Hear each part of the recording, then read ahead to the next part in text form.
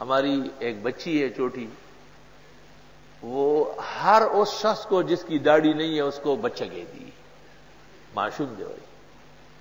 تو یہاں ایک بزرگ آئے اور اس کے 3 بیٹے ڈاکٹر ہیں، اور تینوں ڈاکٹر صاحبان کو دماغی وسوسہ ہو گیا ہے، کوئی ایسی تکلیف، حسد، کینہ کچھ ہوا ہے۔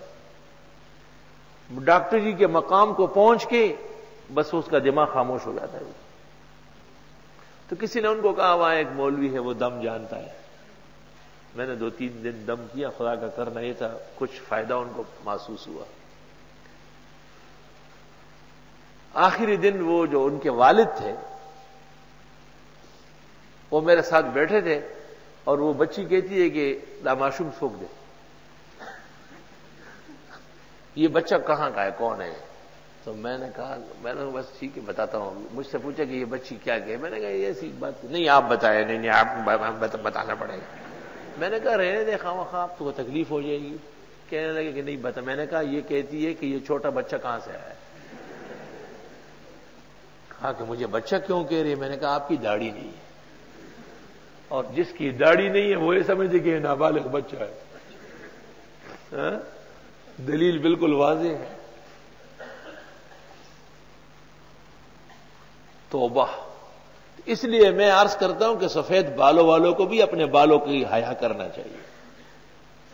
نانا اور دادا بن جاتے ہیں اور پھر بھی داڑھی برداشت نہیں ہے چہرے پر۔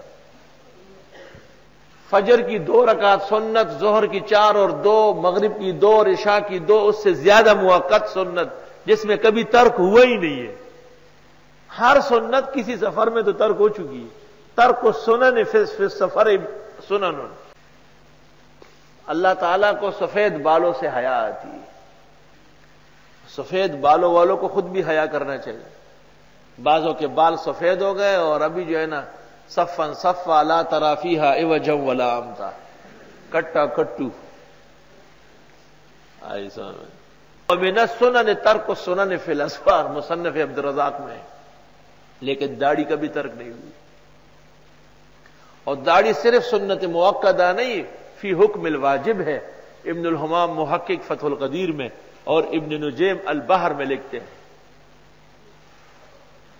جیسے ہمیشہ کوئی وطر کی نماز چھوڑتا رہے، ہمیشہ کوئی عید نہ پڑھے، ہمیشہ کے لیے قربانی چھوڑے، ہمیشہ کے لیے فطرہ نہ دے، کتنا بڑا جرم ہے، کتنا بڑا گناہ ہے۔